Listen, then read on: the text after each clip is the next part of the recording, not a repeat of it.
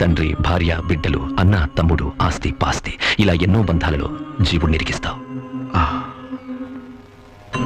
ఆ చిక్కులన్నీ మృత్యువనే ఒక చిన్న స్పర్శతో చటుక్కున తెంపేస్తావు.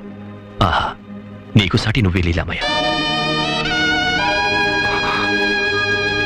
స్వామి, నీకంటే నీరా? నా లీలలే నాకు గుర్తు చేసి కంట తడిపెట్టేలా చేస్తున్నావు. ఆనంద స్వరూప, నీకంటే నీరు రాకూడదు. మంజు, ఎంత పెద్ద గాయం! ఇది చూడండి. ఇదేం పట్టించుకోకు స్వామి. ఇంకెంతసేపు ఈ గాయమే మాయం కాబోతుంది. ఇక గాయమేం చేస్తుంది?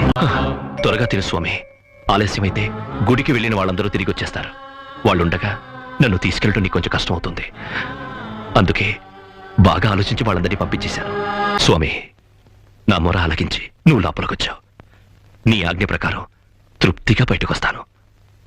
ఓం నమః శివాయ.